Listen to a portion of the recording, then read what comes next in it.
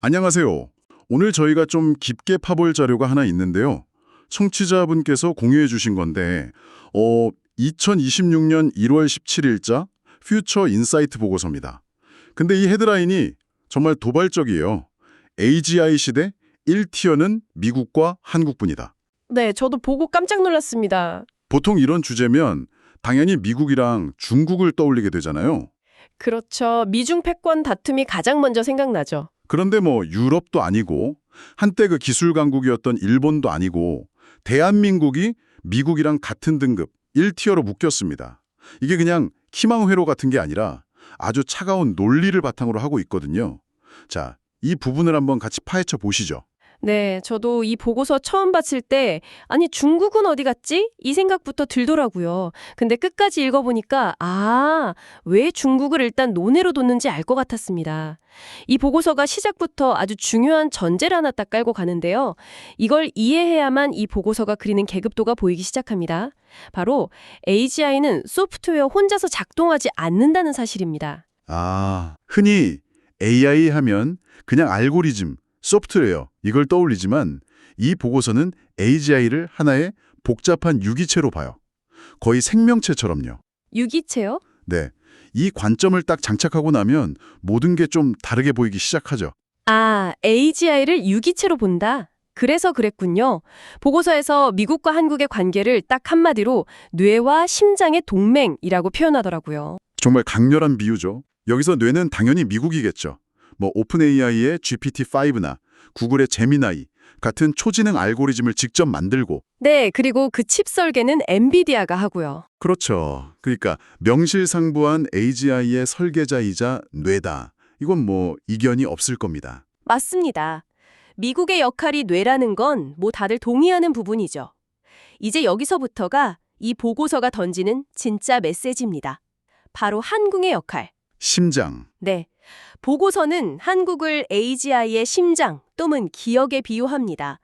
아무리 뛰어난 뇌가 있어도 정보를 저장하고 순식간에 꺼냈을 기억 장치가 없으면 사실상 무용지물이겠네요. 그렇죠. AGI는 인간 지능을 뛰어넘으려고 정말 상상도 못할 방대한 데이터를 실시간으로 기억하고 처리하고 학습해야 하거든요. 이 과정에서 꼭 필요한 혈액처럼 데이터를 온몸에 쫙 공급하는 핵심 부품이 바로 초고속 메모리, 즉 HBM입니다. 뇌와 심장이라는 비유가 굉장히 인상적인데요. 근데 한편으론 이런 생각도 들어요. 심장은 뭐 이식도 가능하잖아요. 그러니까 대체될 수 있는 장기이기도 한데 지금 당장은 한국이 독보적이지만 미국이 막대한 돈을 들여서 제2, 제3의 HBM 공급처를 다른 나라에서 키워낼 수도 있지 않을까요? 아주 날카로운 지적이십니다. 그리고 보고서는 바로 그 질문에 대해서 이론상으론 가능한데 현실적으로는 거의 불가능하다고 답을 합니다. 불가능하다고요? 네, 바로 수율과 시간이라는 두 가지 거대한 벽 때문인데요. HBM이라는 게 그냥 반도체 칩을 쌓는 게 아니라 수천 개의 미세한 구멍을 뚫어서 수직으로 연결하는 극도로 정밀한 공정이거든요. 보고서에 따르면 2020년 현재 이 HBM을 90% 이상의 안정적인 수율로, 그러니까 불량품 거의 없이 대량으로 찍어낼 수 있는 곳은 대한민국의 SK하이닉스와 삼성전자 딱 두 곳뿐이라고 명시하고 있습니다. 와, 딱 두 곳이요? 네, 다른 경쟁사들이 수조 원을 쏟아부어서 따라오려고 해도 이 수율을 잡는 데만 최소 5년에서 10년이 걸릴 거라는 게 업계의 중론이라는 거죠. 5년에서 10년. AGI 시대의 1년이 과거의 10년 같다는데 미국이 그걸 기다려줄 리가 없겠네요. 못 기다리죠. 경쟁자들이 겨우 수율을 잡을 때쯤이면 한국은 이미 또 그 다음 세대 HBM으로 격차를 아득하게 벌여놨을 테니까요. 따라잡으려고 할수록 더 멀어지는 구조군요. 정확합니다. 이게 바로 한국이 AGI라는 거대한 유기체에서 피를 온몸으로 보내는 심장 또는 모든 경험을 저장하는 기억으로 비유되는 이유입니다. 말 그대로 생명 유지 장치인 셈이죠. 이 관계가 더 실감나게 이해되는 구체적인 시나리오가 보고서에 있더라고요. 마이크로소프트가 130조 원에 쏟아부어서 짓고 있다는 그 스타게이트 슈퍼컴퓨터. 네. 엄청난 프로젝트죠. 이게 돌아가려면 최신 HBM4 메모리가 수억 개가 필요하다고 하잖아요. 근데 미국이 아무리 완벽한 AI 알고리즘을 짜고 엔비디아가 최고의 칩을 설계해도 한국이 딱 한마디 미안하지만 HBM 공급이 어렵겠습니다 하면 그냥 전기도 못 켜는 고철 덩어리가 되는 거죠. 보고서는 이 관계를 정말 강력한 한 문장으로 요약합니다. 한국이 멈추면 미국의 AGI도 멈춘다. 여기서 또 반드시 짚고 넘어가야 할 질문이 하나 생깁니다. 어떤 거죠? 그렇다면 반도체 파운드리 위탁 생산의 최강자인 대만의 TSMC는 왜 1티어가 아닌가? 아, 맞아요. 저도 그게 제일 궁금했어요. AGI 칩도 결국 TSMC가 만들어주는데 미국이 설계도를 주면 그걸 실제로 만들어내는 손과 발이 TSMC인데 손발이 없어도 살 수는 없지 않습니까? 네, 보고서는 그 부분도 명확하게 구분을 합니다. TSMC의 역할을 AGI의 손과 발에 비유하는 건 맞습니다. 뇌의 명령을 받아서 실제로 움직이고 연산을 수행하는 아주 중요한 역할이죠. 하지만 보고서의 핵심 논리는 대체 가능성에 있어요. 대체 가능성. 네, TSMC의 3나노 공정, 물론 독보적이죠. 하지만 삼성전자도 3나노 기술을 가지고 있고 인텔도 무서운 속도로 쫓아오고 있습니다. 즉, 미국 입장에서는 대안이 아예 없는 건 아니라는 거죠. 하지만 HBM은 어떻습니까? 아까 말씀드렸듯이 단기적으로는 대안이 전무합니다. 그래서 보고서는 AGI 지능의 총량, 그 잠재력의 한계를 결정하는 건 연산을 수행하는 손발이 아니라 데이터를 담는 그릇인 메모리, 즉 한국이 쥐고 있다고 보는 겁니다. 그렇군요. 그래서 미국, 즉 설계 및 플랫폼과 한국, 메모리 인프라는 서로 없으면 존재할 수 없는 대체 불가능한 혈맹, 이게 이 보고서의 결론입니다. 대체 가능성과 불가능성. 그 차이가 1티어와 그 아래를 가르는 결정적인 기준이라는 거네요. 자, 그럼 미국과 한국의 관계가 이렇게 끈끈하다면 한때 우리를 압도했던 기술 강국 일본이나 유럽은 이 구도에서 어디쯤 있는 걸까요? 2티어로 분류된 일본과 유럽에 대한 분석이 사실 더 흥미롭습니다. 먼저 일본을 보면 보고서는 일본이 여전히 반도체 소재와 장비 분야에서 세계적인 강자라는 점은 인정을 해요. 네, 그건 사실이죠. 하지만 AGI 시대에는 이것만으로는 부족하다고 딱 잘라 말합니다. 결정적인 이유 두 가지를 지적하는데요. 첫째는 이 판 자체를 주도할 플랫폼이 없다는 점. 플랫폼이요? 네. 구글이나 마이크로소프트, 오픈 AI처럼 전 세계 개발자들이 모여서 생태계를 만들어가는 그런 구심점이 없다는 거죠. 그리고 둘째, 이게 가장 치명적인데 과거의 메모리 반도체 최강자였음에도 불구하고 그 메모리 제조 주권을 한국에 완전히 넘겨줬다는 점을 지적합니다. 와, 80년대만 해도 일본 반도체가 세계를 제패해서 미국이 막 견제하고 그랬는데 불과 한 세대 만에 이렇게 판이 뒤집혔다는 게 참 실감이 안 나네요. 바로 그 역사적 사실이 현재 일본의 위치를 더 아프게 설명해 주는 거죠. 보고서는 일본의 현재 위치를 이렇게 정의합니다. 미국과 한국이 주도하는 AGI 생태계에 부품을 납품하는 하청기지 역할에 머물게 될 것이다. 하청기지요. 네. 자동차로 비유하자면 엔진, AI 모델과 변속기, 메모리는 못 만들고 최고급 타이어나 와이퍼 같은 부품만 공급하는 위치가 됐다는 겁니다.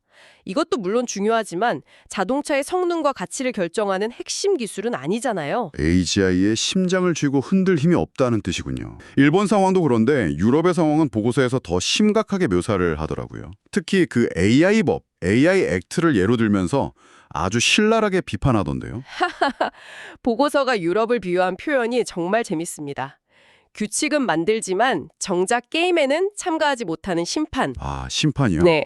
축구 경기 규칙은 세계 최고 수준으로 만들었는데 정작 그라운드에서 뛸 자국 선수나 팀이 하나도 없는 셈인 거죠. 와, 그 비유가 정말 날카롭네요. AI 기술에 대한 윤리나 규제는 세계에서 가장 앞서가지만 정작 그 규제를 적용할 자국산 AI 모델도 없고 그걸 돌릴 반도체 대량 생산 능력도 없다는 모순을 정확히 짚어낸 겁니다. 근데 강력한 규제는 그 자체로 힘이 될 수도 있지 않나요? 유럽 시장에 진출하려면 결국 그 심판의 룰을 따라야 하니까요. 물론 단기적으로는 그럴 수 있죠. 하지만 보고서는 더 근본적인 문제를 지적합니다.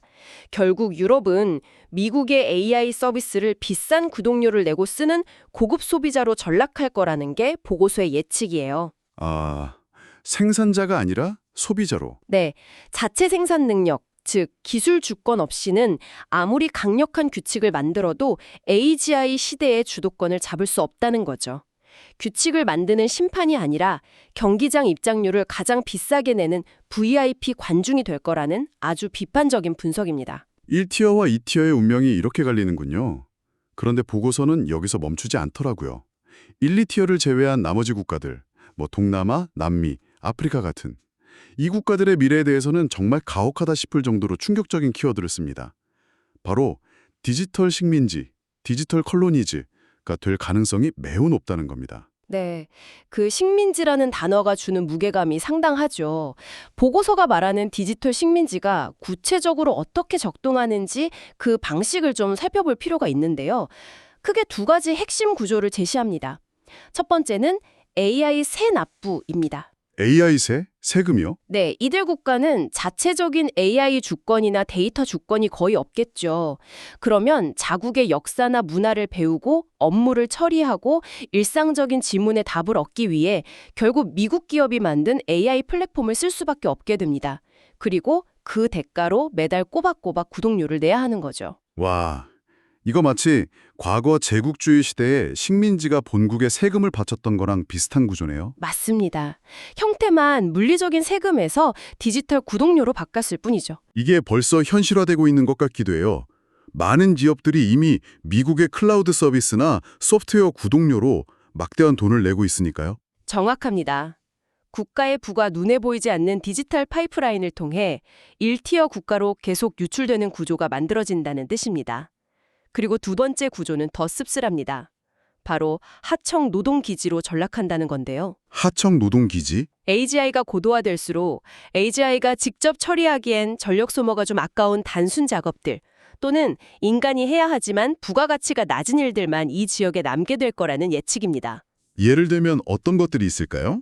AI 학습에 필요한 수많은 이미지에 이건 고양이, 이건 자동차 이렇게 태그를 붙이는 데이터 라벨링 작업이나 거대한 데이터 센터의 서버 냉각 시설을 관리하는 일 같은 것들이죠. 결국 과거 제국주의 시대에 식민지에서 원자재를 가져갔다면 AGI 시대에는 데이터와 구독료를 수탈당하는 구조가 새롭게 고착화될 수 있다는 무서운 경고네요. 맞습니다. 기술 격차가 곧 국가 간의 계급을 영구적으로 만들어버릴 수 있다는 이야기죠. AGI 기술을 가진 1티어 국가는 지능과 부를 독점하고 2티어는 부품을 납품하면서 겨우 현상 유지를 하고 나머지 국가들은 노동력과 데이터를 제공하는 소비자로 전락하는 그런 새로운 형태의 글로벌 계급 사회가 올 수 있다는 게 이 보고서가 보내는 가장 강력한 경고 메시지 중 하나입니다. 자, 그럼 이 모든 분석을 종합해 보겠습니다. 정말 많은 이야기가 오갔는데요. 이 보고서의 핵심 결론을 한 문장으로 요약한다면 뭘까요? 보고서는 단호하게 선언하더라고요. 메모리는 AI 시대의 새로운 원유다. 그리고 대한민국은 그 거대한 유전을 손에 쥔 국가라는 것이죠. 바로 그 지점입니다. 그리고 이게 단순히 반도체를 팔아서 돈을 많이 번다. 이런 경제적 이점만을 의미하는 게 아니에요. 보고서는 이 메모리 패권이 갖는 전략적 가치를 훨씬 더 높게 평가합니다. 전략적 가치요. 네. 예를 들어 현재 미국이 가장 경계하는 중국과의 AI 기술 경쟁에서도 미국은 한국의 HBM 공급 없이는 승리할 수 없는 구조가 됐다는 겁니다. 즉, 한국의 메모리 반도체는 이제 단순한 수출품이 아니라 국가의 운명을 좌우할 수 있는 강력한 안보 자산이자 경제적 무기가 되었다는 점을 분명히 하고 있습니다. 정말 가슴이 웅장해지는 분석입니다. 하지만 보고서는 여기서 마냥 낙관론에 취해 있으면 안 된다는 따끔한 경고도 있지 않더군요. 네, 그렇습니다. 보고서 마지막에 아주 중요한 단서를 붙이죠. 지금 우리가 가진 이 메모리 공장이라는 지위에만 안주하고 머무른다면 언젠가는 중국의 무서운 추격이나 다른 2티어 국가들의 기술 개별에 따라잡힐 수 있다는 현실적인 경고를 덧붙입니다. 영원한 1등은 없으니까요. 그렇죠. 그래서 이 유리한 고지를 계속 지켜나가기 위한 미래 전략을 제시하면서 보고서는 마무리됩니다. 그 미래 전략이 바로 우리만의 소버린 AI, 즉 자국어 AI 플랫폼을 구축해야 한다는 거였죠. 근데 이게 원론적으로는 100번 맞는 말이지만 현실적으로 가능한 이야기일까요? 구글이나 오픈 AI 같은 미국의 거대 기업들이 정말 천문학적인 돈을 쏟아붓고 있는데 우리가 그들과 경쟁해서 의미 있는 우리만의 플랫폼을 만든다. 보고서가 그 엄청난 비용이나 기술 장벽에 대해서도 구체적으로 언급을 하나요? 아주 현실적인 질문이십니다. 보고서도 그 어려움을 당연히 인정합니다. 미국 빅테크랑 전면전을 하자는 게 아니에요. 제안하는 방향은 조금 다릅니다. 우리가 가진 메모리라는 이 강력한 무기를 지렛대로 삼자는 거죠. 아, 지렛대요. 네. 예를 들어 구글이나 MS에 HBM을 우선 공급하는 조건으로 그들의 AI 모델을 한국 데이터에 맞춰서 최적화하고 기술 이전을 요구하는 식의 메모리 AI 수업 전략을 구사할 수 있다는 겁니다. 또 모든 분야에서 1등을 할 필요는 없다고도 말해요. 법률, 의료, 국방처럼 한국의 특수성이 강하고 데이터 주권이 중요한 특정 분야에 집중해서 버티컬 AI를 키우는 방식도 제안하고요. 아, 선택과 집중을 하자는 거군요. 맞습니다. 즉, 지금 반도체로 벌어들이는 이 막대한 반도체 달러를 그런 전략적 목표에 집중 투자해야 한다는 겁니다. 단순히 심장의 역할에만 머무르지 말고 우리 스스로 생각하고 판단하는 뇌의 일부까지 만들어야만 진정한 1티어의 지위를 굳건히 할 수 있다. 이런 제언입니다. 오늘 함께 분석한 이 보고서는 한국의 현재 위치에 대해 엄청난 자신감을 주면서도 동시에 미래에 대한 냉철하고 구체적인 과제를 함께 제시하고 있네요. 뇌와 심장의 동맹이라는 이 구도 속에서 우리가 앞으로 어떤 선택을 하느냐에 따라 미래가 정말 크게 달라질 수 있겠다는 생각이 듭니다. 맞습니다. 이 보고서의 주장처럼 한국이 정말 AI 시대의 원유를 손에 쥐었다면 여기서 만족할 게 아니라 한 걸음 더 나아가 이런 질문을 스스로에게 던져볼 시점인 것 같습니다. 우리는 그 원유를 팔아서 얻은 막대한 부를 어디에, 어떻게 재투자해야 메모리 공장을 넘어선 진정한 설계자의 반열에 오를 수 있을까요? 어쩌면 이게 우리 세대에게 주어진 가장 중요하고도 어려운 질문일지도 모르겠습니다. 청취자 여러분께서도 한번 깊이 생각해 보시면 좋겠습니다.